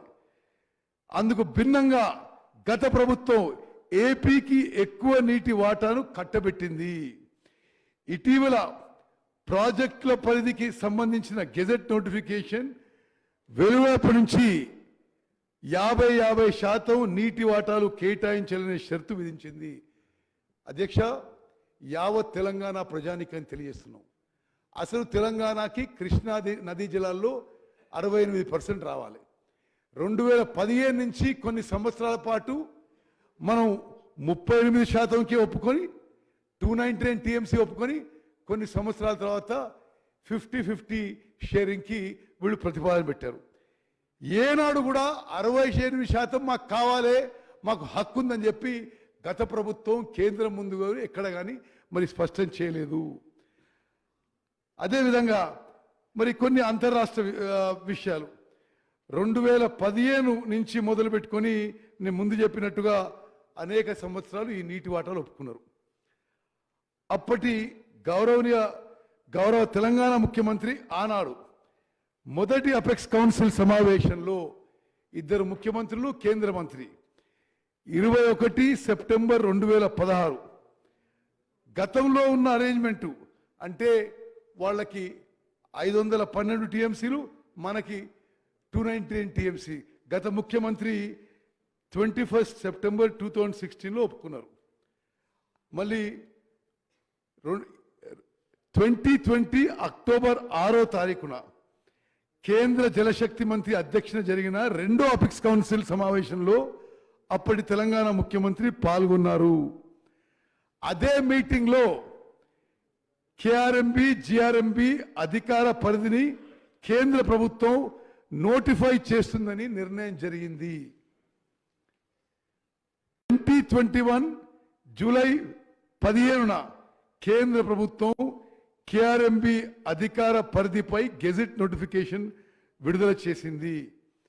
ఇదే నోటిఫికేషన్ తేదీ నుంచి ఆంధ్రప్రదేశ్ తెలంగాణ ప్రభుత్వాలు ప్రస్తుతం ప్రాజెక్టులు కొనసాగుతున్న ప్రాజెక్టులు పూర్తి కాగానే వాటి అధికార పరిధిని కేఆర్ఎంబికి అప్పగించాలనే కీలక నిబంధనలు అందులో ఉన్నాయి. కేంద్ర ప్రభుత్వం జారీ చేసిన ఈ నోటిఫికేషన్ను గత ప్రభుత్వం సవాలు చేయలేదు. ఫలితంగా ఈ నోటిఫికేషన్ అమల్లోకి వచ్చింది. దీనికి అనుగుణంగానే కృష్ణా బేసిన్లోని ప్రాజెక్టును అప్పగించేందుకు అప్పటి ప్రభుత్వం మొగ్గు చూపింది.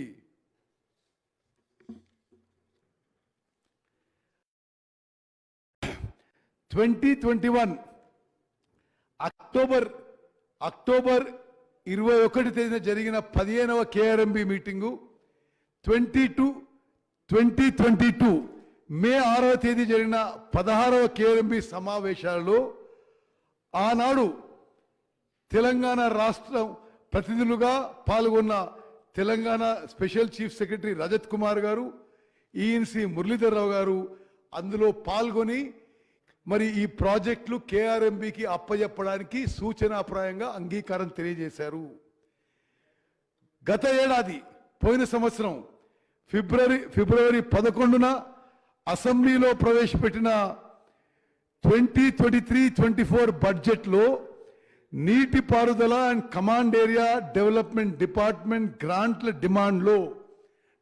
డిమాండ్ నెంబర్ 33 రాష్ట్ర ప్రభుత్వం సూచనాప్రాయంగా ప్రాజెక్టులు కేఆర్ఎంబికి అప్పజెప్పడానికి ఒప్పుకుంటూ కేఆర్ఎంబికి 200 కోట్ల వన్ టైం సీడ్ మనీ ఇచ్చేందుకు బడ్జెట్లో మనీ కేటాయించిన విషయం ఈ సభ దృష్టికి నేను మరోమారు మనవి చేస్తున్నాను. రాష్ట్రంలో అసెంబ్లీ ఎన్నిక పోలింగ్ రోజు నవంబర్ 30 తారీఖున నాగార్జున సాగర్ ప్రాజెక్టుపై ఏపీ ప్రభుత్వ సాయుధ పోలీసులను పంపించి అక్రమంగా నీటి విడుదల చేసుకుంది. ఈ చొరబాటు ఘటనపై గత ప్రభుత్వం పూర్తి నిశ్శబ్దం వహించింది. మరుసటి రోజున ఇది నేను మొన్న కూడా మాట్లాడినా మరోసారి రిపీట్ చేస్తున్నా. మరుసటి రోజు డిసెంబర్ 1వ తారీఖున అప్పటి ముఖ్యమంత్రి కార్యదర్శి నీటిపారుదల శాఖ కార్యదర్శి స్మితా సబర్వాల్ గారు కేఆర్ఎంబి చైర్మన్ కు ఈ సంఘటనపై లేఖ రాశారు. శ్రీశైలం నాగార్జున సాగర్ లాంటి ఉమ్మడి ప్రాజెక్టుల నియంత్రణకు బోర్డుకి అప్పగించడానికి తెలంగాణ సూత్రప్రాయంగా అంగీకరించిన విషయాన్ని ఆ లేఖలో స్పష్టం చేశారు.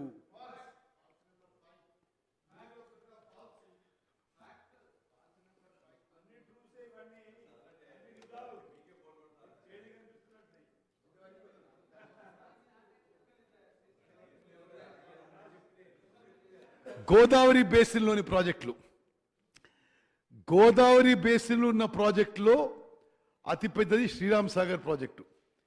ఇప్పటికీ ఈ ప్రాజెక్టు ద్వారానే ఆదిలాబాద్, నిజామాబాద్, కరీంనగర్, వరంగల్, నల్గొండ జిల్లాల్లో లక్షలాది ఎకరాలకి సాగునీరు అందుతుంది.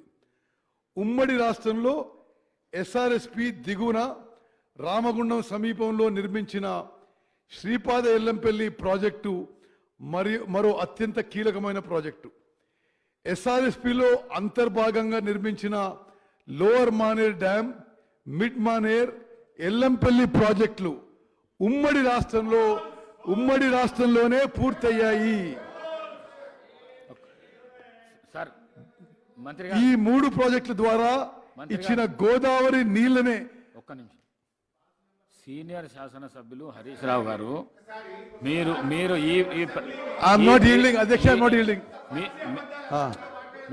మీకు అవకాశం వచ్చినప్పుడు మీరు మాట్లాడండి.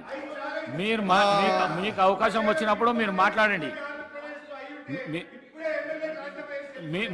స్పీకర్ గారు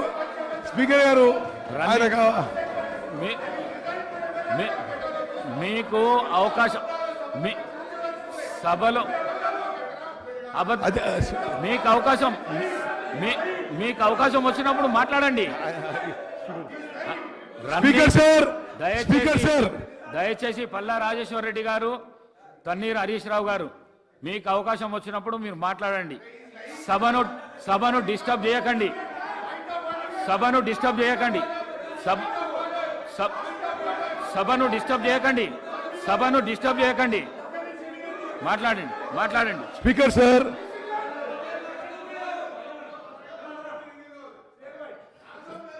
lower Maner dam, mid Maner dam, Yellampalli ప్రాజెక్టులు, ఈ 3 ప్రాజెక్టుల ద్వారా ఇచ్చిన గోదావరి నీళ్లనే గత ప్రభుత్వం కాళేశ్వరం నీళ్లుగా ప్రచారం చేసుకుంది. దేవాదుల ప్రాజెక్టు 2 దశలు పూర్తి కావడంతో పాటు కొంత ఆయకట్టుకి గత ప్రభుత్వాల హయాంలోనే నీళ్లందాయి. గత 10 ఏళ్లలో దేవాదుల ఫేజ్ 3 పనులు పూర్తయితే జనగాం ప్రాంతానికి సాగునీరు అందేది. ఉమ్మడి ఖమ్మం జిల్లాలోని రాజీవ్ సాగర్, ఇందిరా సాగర్ ప్రాజెక్టులను సీతారామ ఎత్తిపోతల పేరుతో రీడిజైన్ చేసి 7,000 కోట్లు ఖర్చు చేశారు. దీని కింద ఒక్క ఎకరం కూడా నీళ్లు ఇవ్వలేని విషయం ఈ సభ దృష్టికి తీసుకొస్తున్నా. ఉమ్మడి కరీంనగర్ జిల్లాలో పొరుబ్రహ్మ గారు, ఉమ్మడి కరీంనగర్ జిల్లాలో గౌరవల్లి ప్రాజెక్టును అక్కడే కూసుకొని పూర్తి చేస్తానని అన్న పెద్ద మనిషి పూర్తి చేయలేదనే విషయం నేను గుర్తు చేస్తున్నా. మహారాష్ట్ర నుంచి ఎస్ఆర్ఎస్పి ప్రాజెక్టుకు నీళ్లు రాకుంటే కాళేశ్వరం నుంచి నీళ్లు రివర్స్ ఎత్తిపోసేందుకు తలపెట్టిన ఎస్ఆర్ఎస్పి పునరుజ్జీవం ప్రాజెక్టు ఫలితం ఇవ్వలేకపోయింది. ఎల్లంపల్లి నుంచి తెచ్చిన నీళ్లను ఎస్ఆర్ఎస్పి కాలువ ద్వారా వివిధ దశల్లో లిఫ్ట్ చేసేందుకు చేపట్టిన ఈ ప్రాజెక్టు అంచనా వ్యయం 2 దాటింది.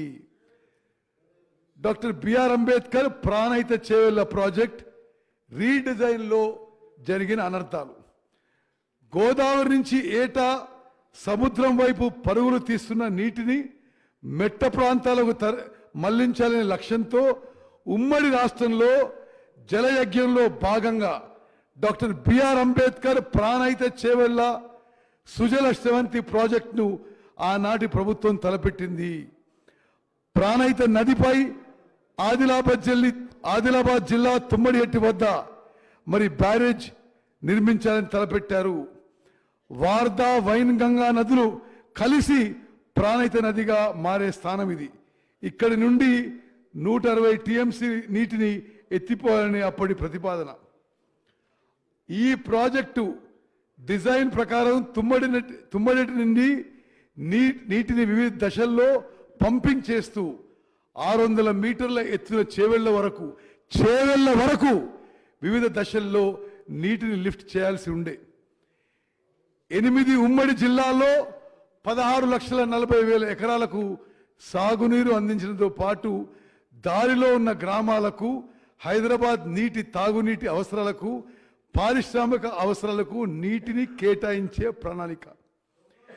ఈ ప్రాజెక్టును 38,500 కోట్లతో మొదలు పెట్టగా గత ప్రభుత్వం రీడిజైన్ పేరుతో దీన్ని కాళేశ్వరం ప్రాజెక్టుగా మార్చి నిర్మాణ వ్యయాన్ని గత ప్రభుత్వం 1,47,000 కోట్లకు పెంచిన విషయం ఈ సభ ద్వారా నేను మరోసారి ప్రజలకు తెలియజేస్తున్నాను. తుమ్మడి ఎట్టు వద్ద పనులు చేయకుండా 100 కిలోమీటర్ల దిగువన మేడిగడ్డ వద్ద కాళేశ్వరం ప్రాజెక్టును మొదలుపెట్టింది. ప్రాజెక్ట్ సైట్ను 100 కిలోమీటర్ల కిందికి మార్చినప్పటికీ ప్రాణహితలోని వచ్చే వరదపైనే ఆధారపడింది. తుమ్మడి నుంచి ఒక స్టేజ్లో ఎల్లంపల్లికి నీటిని పంపు చేసే ఆస్కారం ఉన్నా దాన్ని పక్కన పెట్టి 3 స్టేజీల్లో నీళ్లు ఎత్తిపోయటం నిర్వహణ పరంగా అది ఆర్థికంగా భారంగా మారింది. కేవలం 21 మీటర్లు మాత్రమే నీటిని ఎత్తిపోస్తే ఎల్లంపల్లికి నీళ్లు చేరడానికి బదులు 3 స్టేజీల్లో 50 మీటర్లు ఎత్తుకు లిఫ్ట్ చేసి తప్పుడు ప్రణాళికలు ఆలోచనలు చేశారు. ప్రాణహిత చేవెళ్ల ప్రాజెక్టును అర్ధాంతరంగా ఆపేయడంతో నష్టం జరిగింది. తుమ్మడి హెట్టు నుంచి 4 ప్రాజెక్ట్ ప్యాకేజీల్లో మైలారం వరకు 71 కిలోమీటర్లు గ్రావిటీ కాలువ తవ్వి లైనింగ్ చేసి వృధాగా వదిలేశారు. ఎల్లంపల్లికి ఎగువన 4-5 ప్యాకేజీల్లో 56,000 ఎకరాల ఆయకట్టుకు నీళ్లు అందకుండా పోయింది.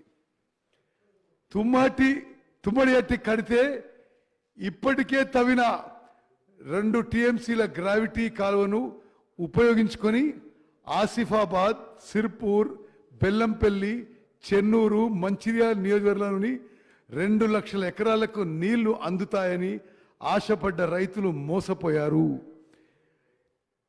అధ్యక్ష, వికారాబాద్ విషయం కూడా మీరు గమనించాలి. ఇటు రంగారెడ్డి జిల్లాలో 4 లక్షల ఎకరాల ఆయకట్టుకి నీరు అందకుండా పోయింది. చేవెళ్ళ, తాండూరు, పరిగి, వికారాబాద్ నియోజకవర్గంలోని ఆయకట్టును పాలమూరు రంగారెడ్డి ప్రాజెక్టులో చేర్చారు. కానీ ఆ ప్రాజెక్ట్ని 2 టీఎంసీలకి 2 టీఎంసీల నుండి తగ్గించి 1 టీఎంసీకి కుదించడంతో మొత్తంగా చేవెళ్ల ప్రాంత ఆయకట్టు ప్రమాదంలో పడింది. రీడిజైనింగ్ ఫలితంగా అధ్యక్ష, కరెంటు బిల్లు 10 రెట్లు పెరిగింది. 160 టీఎంసీలు ఎత్తిపోసే ప్రాణహిత కరెంటు బిల్లు 1000 కోట్లు మాత్రమే అవుతుందని అప్పట్లో అంచనా వేశారు. ఇప్పుడు కాళేశ్వరం నుంచి నీటిని లిఫ్ట్ చేసేందుకు ఏడాదికి 10,000 కోట్ల కరెంటు బిల్ అవుతుంది. కాళేశ్వరం ప్రాజెక్టు గురించి నేను కొన్ని విషయాలు ఈ సభ ద్వారా యావత్ తెలంగాణ ప్రజానికి తెలియజేయాలి. క్యాగ్ రిపోర్ట్లోనే సంవత్సరానికి 10,000 కోట్లు ఖర్చు అవుతుంది. అదీగాక ప్రతి సంవత్సరం ఆర్థిక భారం కాళేశ్వరం ప్రాజెక్ట్ ద్వారా 15,000 కోట్లు. అంటే రాష్ట్రానికి కాళేశ్వరం ప్రాజెక్టు ద్వారా 25,000 కోట్ల ఆర్థిక భారం పడబోతున్న విషయం గమనించాలని రిక్వెస్ట్ చేస్తున్నాను అధ్యక్ష. కాళేశ్వరం సమీపంలోని మేడిగడ్డ వద్ద గోదావరి నదిపై బ్యారేజ్ నిర్మించి అక్కడి నుంచి అన్నారం, అక్కడి నుంచి సుందిల్లా 3 చోట్ల 180 టీఎంసీల నీటిని లిఫ్ట్ చేసి శ్రీపాద ఎల్లంపల్లి ప్రాజెక్టుకు నీటిని లిఫ్ట్ చేసి తెలంగాణలోని 7 ఉమ్మడి జిల్లాలకు సాగునీటి అందించేందుకు ఈ భారీ ప్రాజెక్టు చేపట్టారు. కాలువలు, సొరంగాలు, లిఫ్ట్లు, పంప్ హౌజులు, జలాశయాలు, డిస్ట్రిబ్యూటర్ ద్వారా మొత్తం 19,63,000 ఎకరాలకి సాగునీటి అందించాలని ప్రతిపాదించారు. రికార్డు వేగంతో కట్టినట్లు అద్భుతమని చెప్పుకున్న ఈ ప్రాజెక్టు తెలంగాణ పాలిట గుదిబండగా మారింది.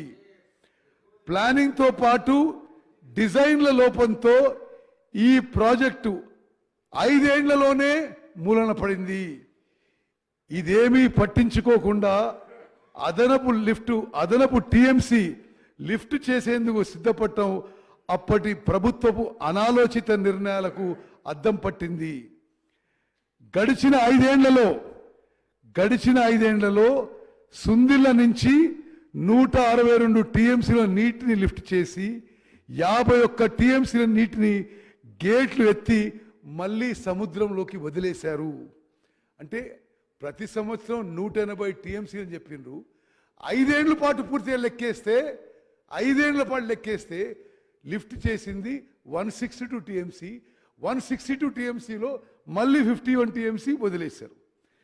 దీంతో ఎత్తిపోతలకు ఖర్చు పెట్టిన నిధులన్నీ గోదావరి పాలయ్యాయి. మేడిగడ్డ నుంచి నీటిని ఎత్తిపోసడంతో ఎగువ నుంచి భారీ వరద వస్తే ఎల్లంపల్లి, సుందిల్ల, అన్నారం, మేడిగడ్డ గేట్లు ఎత్తి అప్పటి వరకు లిఫ్ట్ చేసిన నీటిని వృధాగా సముద్రంలోకి వదిలేయాల్సి వచ్చింది. ఈ ప్రాజెక్టుగా అయ్యే కరెంటు బిల్లులు, సరే నేను గతంలో చెప్పిన మళ్ళీ రిపీట్ చేయను, కాళేశ్వరం మరి ప్రాజెక్టుగా అయ్యే కరెంటు బిల్లు 10,000 కోట్లు. మరి అధ్యక్ష హరీష్ రావు గారు మధ్యలో ఏదో ప్రొటెస్ట్ చేస్తుండే ఒక క్లారిఫికేషన్ ఇస్తున్నానికి, మిడ్ మానేర్ ప్రాజెక్టు 2007లో మొదలుపెట్టిన విషయం ఒకసారి నేను గుర్తు చేస్తున్నాను. అధ్యక్ష, అదేవిధంగా కాళేశ్వరం కట్టినప్పటి నుంచి ఈ ప్రాజెక్టు పోలీసు పహారా ఉండి నిషేధిత ప్రాంతంగానే ఉండిపోయింది. 2022 జూలై 14న గోదావరి వరదల్లో అన్నారం, కన్నెపల్లి పంప్ హౌజులు నీట మునిగాయి. మోటార్లకు రక్షణగా నిర్మించిన ప్రొటెక్షన్ వాల్ కూలిపోయింది. అప్పుడే భారీ నష్టం జరిగింది.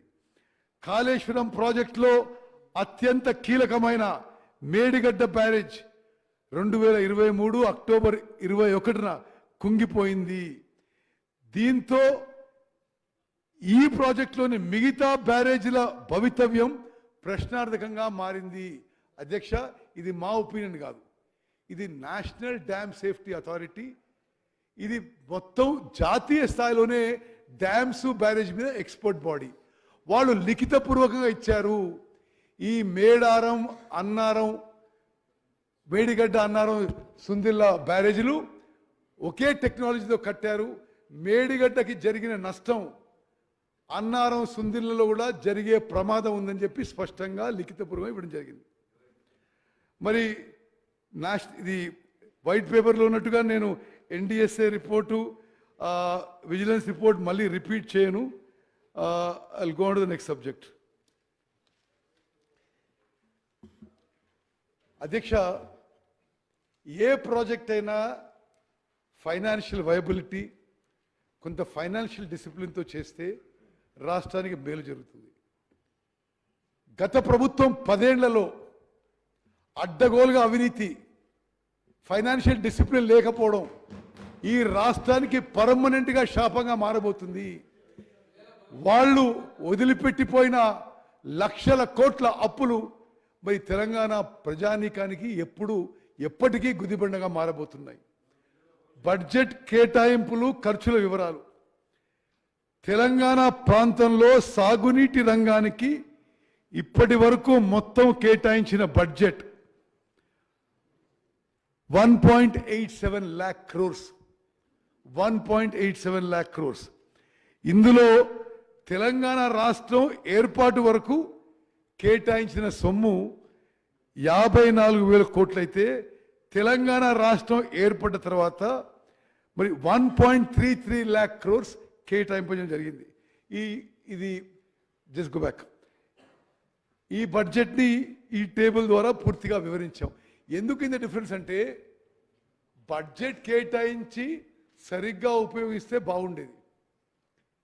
వేస్ట్ఫుల్, అన్ప్రొడక్టివ్ ఎక్స్పెండిచర్, కరప్షన్తో అదంతా కూడా లోన్ రూపంలో వచ్చిన అది కూడా తెలంగాణ రాష్ట్ర ప్రజలకి శాపంగా మారిపోయింది.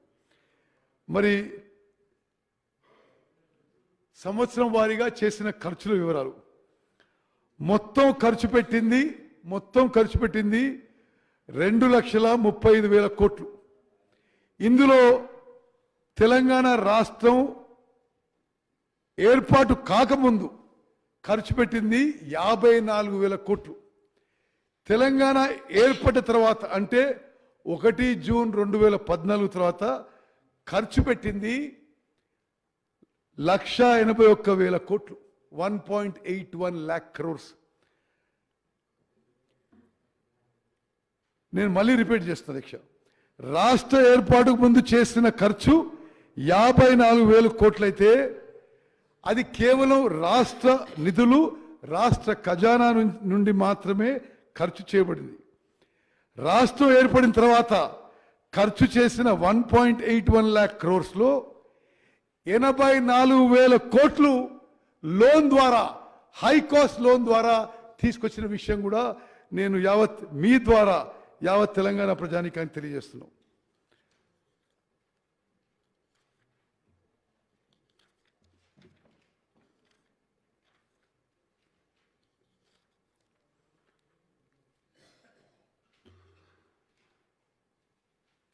నీటిపారుదల వివరాలు, ఆర్థిక విశ్లేషణ.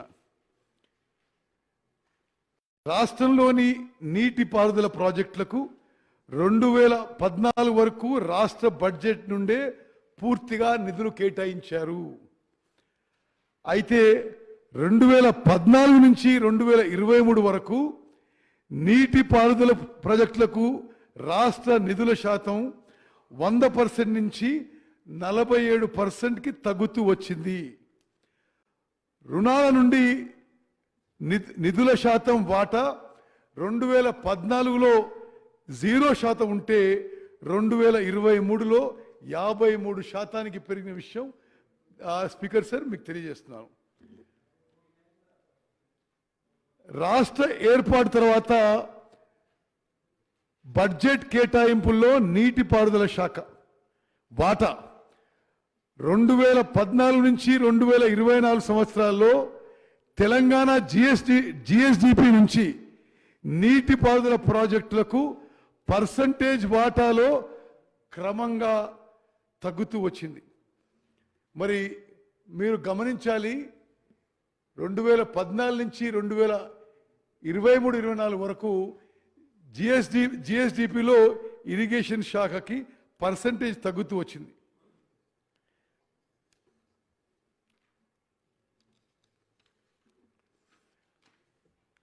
అదేవిధంగా ఈ లోన్ల విషయంలో నేను ప్రత్యేకంగా ఎందుకు ప్రస్తావిస్తున్నానంటే,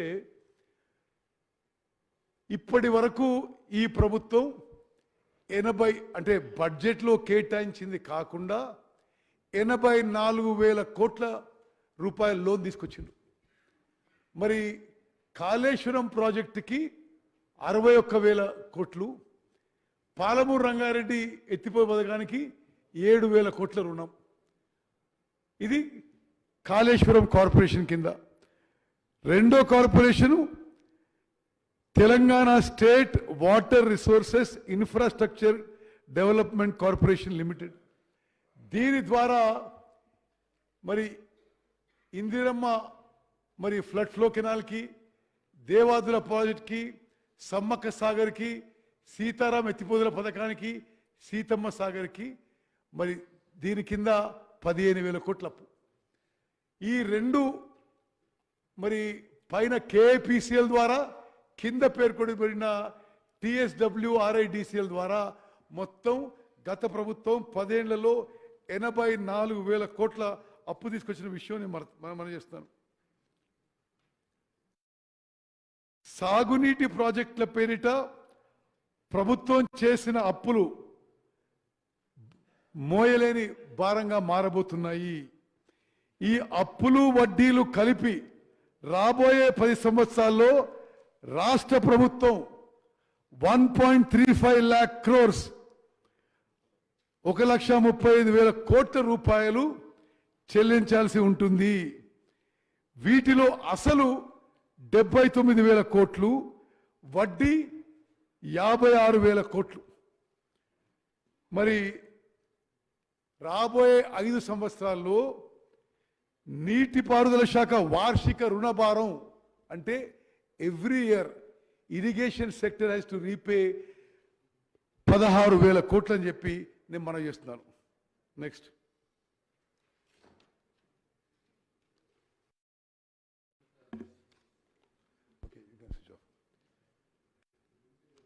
నేను అధ్యక్ష ఇంకో 3-4 మినిట్స్లో 5 మినిట్స్లో సమ్మరైజ్ చేసి ముగిస్తాను. నేను సమ్మరైజ్ చేసేటప్పుడు కొన్ని విషయాలు రిపీట్ చేస్తున్నాను. అది తప్పనిసరిగా మరి తెలంగాణలో ప్రజానీకానికి రైతులందరికీ తెలియాలనే ఉద్దేశంతో ఈ సమ్మరీలో కొన్ని విషయాలు రిపీట్ చేస్తున్నాను. తెలంగాణ రాష్ట్రం 2014లో ఏర్పాటైనప్పటి నుంచి సాగునీటి ప్రాజెక్టులపై అప్పటి ప్రభుత్వం భారీగా ఖర్చు చేసింది. కానీ వచ్చిన సామాజిక ఆర్థిక ప్రయోజనానికి పెట్టిన ఖర్చుకి పొంతన లేదు. దీనివల్ల రాష్ట్ర ఖజానాపై తీవ్రమైన భారం పడింది. దీనికి ప్రధాన కారణం సరైన ప్రణాళిక లేకుండా అనేక నీటిపారుదల ప్రాజెక్టులను ఒకేసారి చేపడం వల్ల అవి అసంపూర్తిగా ఉండి చివరి ఆయకట్టు రైతులకు సకాలంలో నీటిని అందించలేని పరిస్థితి ఏర్పడింది. నేను ముందు చెప్పిన విషయం ఫిగర్ ఒకసారి నేను మరి సభ్యులందరికీ ఒకసారి గుర్తు చేస్తున్నా. తెలంగాణ రాష్ట్రం ఏర్పడిన తర్వాత 181,000 కోట్లు ఖర్చు చేసినప్పటికీ కేవలం 15 లక్షల ఎకరాలు మాత్రమే సాగులోకి వచ్చింది. అనగా ఎకరాకు సుమారు 11,44,000 రూపాయలు భారీ ఖర్చు అయింది. మరి 2014 ముందు తెలంగాణ ప్రాంతంలో నీటిపారుదల ప్రాజెక్టులపై 54,000 కోట్లు ఖర్చు పెట్టి 57 లక్షల ఎకరాల ఆయకట్టు సాగునీటి వసతి అందించబడింది. అధ్యక్ష, మీకు ఒక ఉదాహరణ చెప్తా. వాళ్ళది ఎంత అనాలోచితం, ఎంత వితౌట్ ప్లాన్. ఇది పోయిన సంవత్సరం గత ప్రభుత్వం యొక్క బడ్జెట్లో జస్ట్ 1 year బ్యాక్ వాళ్ళు ప్రజెంట్ చేసింది. దాంట్లో ఏమంటారు అధ్యక్ష,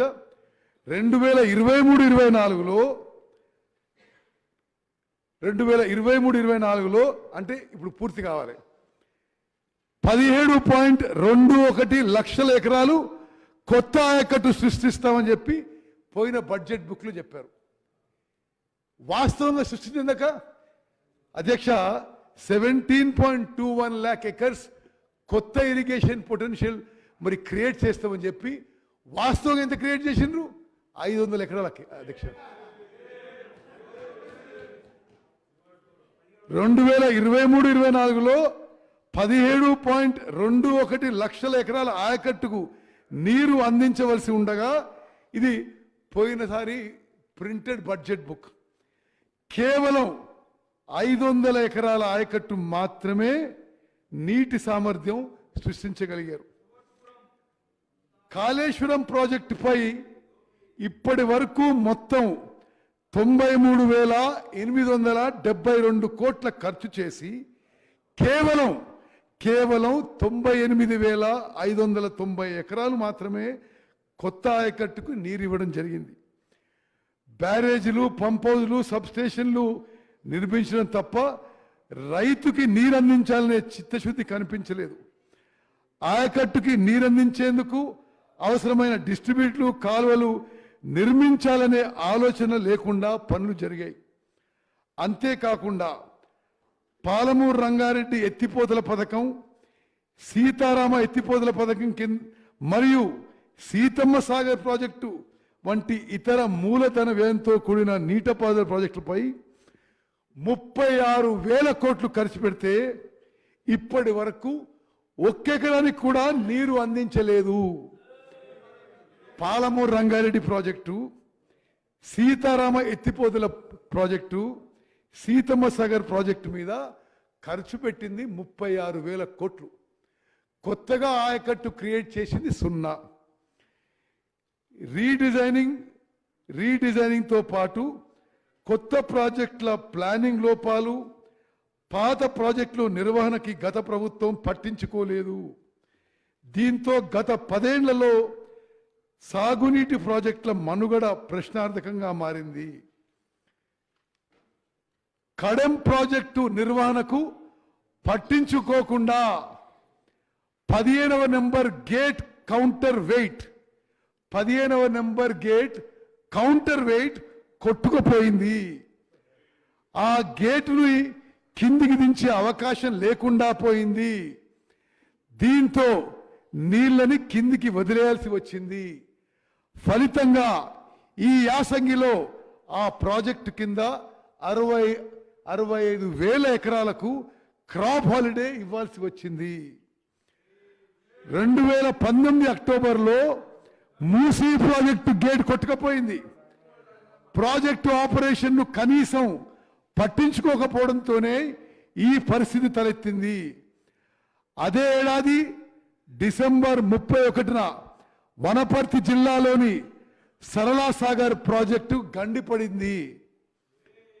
సైఫన్ పద్ధతిలో ఏషియాలోనే నిర్మించిన మొదటి ప్రాజెక్టు ఇదే కాగా ప్రపంచంలో రెండోది. దీని నిర్వహణ పట్టించుకోకపోవడంతో ప్రాజెక్టుకు గండిపడ్డది. చారిత్రాత్మక ప్రాజెక్టు, హిస్టారికల్ ప్రాజెక్టుకి గండిపడితే విచారం వ్యక్తం చేయాల్సిన మరి ఆనాటి ప్రభుత్వం పోతే పోయింది, ఇసుక దందాకి పనికొస్తుందని చులకన చేశారు. సరళా సాగర్ ప్రాజెక్టులో గండిపడితే విచారం వ్యక్తం చేయకపోగా పోతే పోయింది, ఇసుక దందాకు ఉపయోగపడుతుందని చెప్పి మరి గత ప్రభుత్వం స్టేట్మెంట్ ఇవ్వడం ఇది చాలా చాలా బాధాకరమైన విషయం. వారి లెగసీ మాకేమిచ్చారంటే, మరి గత టిఆర్ఎస్ ప్రభుత్వం రేవంత్ రెడ్డి గారి ప్రభుత్వానికి ఇచ్చిన లెగసీ కట్టకుండా ఉన్న బిల్లులు 28,412 బిల్లులు ఇరిగేషన్ శాఖలో బిల్లులు కట్టకుండా వదిలేసింది. మరి దాన్ని పూర్తిగా ఆ బిల్లులు కట్టాలంటే 10,455 కోట్లు. ఈ భారీ బకాయిలు చెల్లిస్తే కానీ కొత్త పనులు చేపట్టలేని పరిస్థితి నెలకొన్నది. రాష్ట్రం ఏర్పాటుకు ముందు ఎత్తిపోతల పథకాలకు సంబంధించి 13 లక్షల ఎకరాల ఆయకట్టును రూపొందించడానికి 39,000 కోట్లు ఖర్చు చేశారు. అయితే 2014 నుంచి 2023 వరకు 3 రెట్లు కంటే ఎక్కువ, అంటే 1,33,000 కోట్లు ఖర్చు చేసి 95,000 ఎకరాలు మాత్రమే కొత్త ఆయకట్టును సాగులోకి తీసుకొచ్చారు. నీటి వాటాల విషయంలో కూడా కొత్త టర్మ్స్ ఆఫ్ రెఫరెన్స్ తీసుకురావడానికి వారికి సుమారు 10 ఏళ్లు పట్టింది. అంటే కేంద్ర ప్రభుత్వాన్ని కొత్త టర్మ్స్ ఆఫ్ రెఫరెన్స్ నీటి వాటా కేటాయింపు డివిజన్ విషయంలో కూడా చాలా ఆలస్యం చేశారు. తెలంగాణ ప్రయోజనాలకు భంగం కలిగించే పోతిరెడ్డి విస్తరణ, రాయలసీమ ఎత్తిపోతల పథకాలను అడ్డుకోలేకపోయారు. నిర్మాణంలో ఉన్న రాయలసీమ ఎత్తిపోతల పథకం పూర్తయితే ఆంధ్రప్రదేశ్కి రోజుకి 9-10 టీఎంసీలు డ్రా చేసుకునే అవకాశం ఉంటుంది.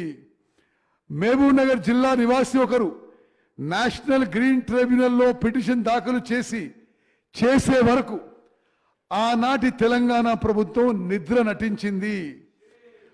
పర్యావరణ అనుమతులు వచ్చే వరకు పనులు నిలిపేయాలని ఏపీని ఎన్జీటీ ఆదేశించింది.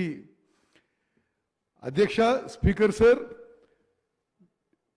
మరో ముఖ్యమైన విషయం, ఇప్పటికి కూడా ఆంధ్రప్రదేశ్ ప్రభుత్వం రాత్రిపూట ఫ్లడ్ లైట్స్ పెట్టి పనులు చేసింది తెలిసి ఈనాటి గౌరవ ముఖ్యమంత్రి రేవంత్ రెడ్డి గారి ప్రభుత్వం ఎన్జీటీలో ధిక్కరణ పిటిషన్ వేసి పనులు ఆగిపోయేలా చూడాలని మా ప్రభుత్వం ఇరిగేషన్ శాఖ అధికారులని ఆదేశించింది. పోతిరెడ్డిపాడు హెడ్ రెగ్యులేటర్ నుంచి 34 టీఎంసీకి మించి, అంటే చెన్నై నీటికి 15 టీఎంసీ, శ్రీశైలం రైట్ బ్రాంచ్ కెనాల్కి 19 టీఎంసీ, మరి అంతకంటే ఎక్కువ మళ్లించకుండా ఆంధ్రప్రదేశ్ని కట్టడి చేయలేకపోయారు. గత 5 ఏళ్లలో సగటున ఏడాదికి మరి 34 టీఎంసీ పోవాల్సింది 133 టీఎంసీ నీరు మళ్లించడం జరిగింది. పాలమూరు రంగారెడ్డి ఎత్తిపోతల పథకం, డిండి ఎత్తిపోతల పథకం మరియు శ్రీశైలం ఎడమగట్టు కాలువ వంటి కొనసాగుతున్న ప్రాజెక్టులను ఏపీఆర్ఏ 2014 షెడ్యూల్ 11లో చేర్చలేకపోయారు. మహారాష్ట్ర రాష్ట్రాన్ని లెండి ప్రాజెక్ట్ హెడ్ వర్క్స్ పనులను పూర్తి చేయడానికి ఒప్పించలేకపోయారు. కానీ రాష్ట్రంలో పనులపై 223 కోట్లు ఖర్చు పెట్టారు. అయితే మహారాష్ట్ర భూభాగంలో ప్రధాన పనులు పూర్తి కానందున వల్ల జుక్కల్ నియోజకవర్గంలో రైతులకు 22,000 ఎకరాలకు సాగునీరు అందడం లేదు. చివరిగా అధ్యక్ష, నేను ఒక నిమిషంలో ముగిస్తా. మా ప్రభుత్వ ప్రాధాన్యతలను వివరించి మరి ఈ ప్రజెంటేషన్ ముగిస్తా అని చెప్పి నేను మనవి చేస్తున్నా. అధ్యక్ష, కొనసాగుతున్న ప్రాజెక్టులని మా ప్రభుత్వం పూర్తి చేయడానికి సిద్ధంగా ఉన్నాము. తక్కువ వ్యయంతో అవినీతి రహిత ప్రణాళికతో ఎక్కువ ఆయకట్టు తీసుకురావడానికి ప్రాధాన్యం ఇస్తున్నాము. పెండింగ్లో ఉన్న కల్వకుర్తి ఎత్తిపోతల పథకం, భీమా ఎత్తిపోతల పథకం, నెట్టంపాడు ఎత్తిపోతల పథకం, కోయిల్ సాగర్ ఎత్తిపోతల పథకం, Kodangal Narayanpet lift irrigation scheme, చిన్న Kaleshwaram project, AMRP SLBC, Sripada Yellampalli project, Indiramma వరద కాలువ, మిడ్ మానేర్, కొమరం భీం, దేవాదుల, గౌరవెల్లి రిజర్వాయర్ ప్రాజెక్టులని ఫాస్ట్ ట్రాక్లో తీసుకొని వీలైనంత తొందరగా పూర్తి చేసే ప్రయత్నం చేస్తున్నాము.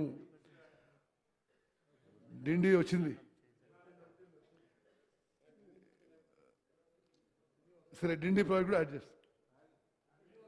సరే, పాలమూరు రంగారెడ్డి ఎత్తిపోతల పథకానికి కేంద్ర ప్రభుత్వం నుంచి నిధులు ఇప్పించడానికి గౌరవ ముఖ్యమంత్రి గారు, నేను కేంద్ర వాటర్ రిసోర్సెస్ మినిస్టర్ షెకావత్ గారిని మరి రిప్రజెంట్ చేయగా వారు పాలమూరు రంగారెడ్డికి ఏబిపి పిఎంకేఎస్వై స్కీమ్లో మరి ఫండ్స్ ఇస్తామని హామీ ఇచ్చారు.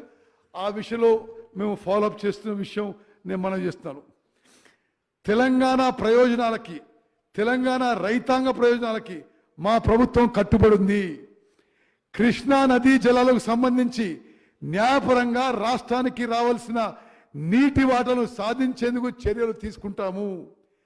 నిరాధారణకు గురైన కృష్ణా ప్రాజెక్టులు పూర్తి చేసి దక్షిణ తెలంగాణ ప్రాంతంలో ఆయకట్టుకి సాగునీటిని అందించి రైతులకి అండగా నిలబడతాము. జవాబుదారీతనం, పారదర్శకతో మా ప్రభుత్వం పనిచేస్తుంది. నిర్ణీత లక్ష్యాలను చేరుకునేందుకు చిత్తశుద్ధితో పనిచేస్తుంది. ప్రస్తుతం నీటిపారుదల ప్రాజెక్టు యొక్క పనులు వివిధ దశల్లో పురోగతిలో ఉన్నాయి. అవినీతి ఆస్కారం లేకుండా సమర్థమైన వినియోగంతో గరిష్ట ఆయకట్టుకు సాగునీటిని అందించేందుకు తగినన్ని నిధులు కేటాయిస్తేనే లక్ష్యం నెరవేరుతుంది. ఆ దిశగా కార్యాచరణ రూపొందించుకుంటాం. అందుకే ఈ ప్రభుత్వం తెలంగాణ ప్రజల ప్రయోజనాలను దృష్టిలో ఉంచుకొని పనుల స్థితిగతుల ఆధారంగా ప్రాజెక్టులకు సముచితంగా ప్రాధాన్యమిస్తూ అవసరమైన నిధులు అందించడానికి కట్టుబడి ఉంది. అధ్యక్ష, సమ్మరైజ్ చేయడానికి ఈ మధ్యకాలంలో కొంతమంది పెద్ద మనుషులు మేడిగడ్డ, అన్నారం, సుందిల్లా బ్యారేజ్లు మేము రిపేర్ చేస్తుంటారు. చాలా స్పష్టంగా ఈ శాసనసభ ద్వారా ప్రకటిస్తున్నాము. కొత్తగా నిన్న రాత్రి నుంచి అన్నారం బ్యారేజ్లో కూడా లీక్ పెద్దగా మరి డ్యామేజ్ జరిగే ప్రమాదం స్పష్టంగా అవపడుతుంది. మరి గౌరవ ముఖ్యమంత్రి రేవంత్ రెడ్డి గారి నాయకత్వంలో ఆ 3 బ్యారేజీలను కూడా నేషనల్ డ్యామ్ సేఫ్టీ అథారిటీకి అప్పచెప్పి ఎంక్వైరీ చేయించి వారి ద్వారా వే ఫార్వర్డ్ అన్వేషించి ముందుకు పోతామని ప్రకటిస్తున్నాను. అదేవిధంగా విజిలెన్స్ ఎంక్వైరీలో తేలిన వాస్తవాలు బట్టి ఈ ప్రభుత్వం కఠిన చర్యలు తీసుకోబోతున్నాము. Controller and auditor general of India ఈ రాష్ట్రాన్ని గత ప్రభుత్వం నిర్వాహకం వల్ల మరి అప్పులో ఊబిలో మరి నెట్టేసిన విషయం కూడా తెలంగాణ ప్రజానీకానికి తెలియజేస్తున్నాము. కాళేశ్వరం ప్రాజెక్టుకి ప్రతి సంవత్సరం 10,000 కోట్ల ఎలక్ట్రిసిటీ బిల్లు, 15,000 కోట్ల మరి ఫైనాన్షియల్ బర్డన్ ప్రతి సంవత్సరం కాళేశ్వరం ప్రాజెక్ట్ ద్వారా రాష్ట్రానికి 25,000 కోట్ల బర్డన్ పడబోతున్న విషయం మరి ఆ ప్రాజెక్టు వాళ్ళు ప్రపంచంలోని అద్భుతమైన ప్రాజెక్టుగా మరి ప్రొపగాండా చేసుకున్న విషయం మరోమారు తెలంగాణ ప్రజానికాన్ని తెలియజేసి తప్పనిసరిగా ఏ ప్రాజెక్టులు అయితే త్వరితగతిన పూర్తి చేసి కొత్తగా ఆయకట్టు ఇవ్వగలుగుతామో ఈ ప్రభుత్వం ముందుకు పోతుంది. బడ్జెట్లో ప్రకటించినట్టుగా ఈ ఆర్థిక సంవత్సరంలో 7 లక్షల ఎకరాలు కొత్త ఆయకట్టు సృష్టించే విధంగా మేము ముందుకు పోతామని స్పష్టమైన ప్రకటన చేస్తూ మీరు ఈ సమయం ఇచ్చినందుకు ఈ పవర్ పాయింట్ ప్రెజెంటేషన్ అవకాశం ఇస్తూ ధన్యవాదాలు తెలియజేస్తూ ముగించుకుంటున్నాను. ధన్యవాదాలు. సభ్యులు దయచేసి సబ్జెక్టుకు పరిమితమై మాట్లాడవలసిందిగా కోరుతున్నాను. చాలామంది గౌరవ సభ్యులు మాట్లాడవలసి ఉన్నందువలన సభకు సహకరించి సబ్జెక్టు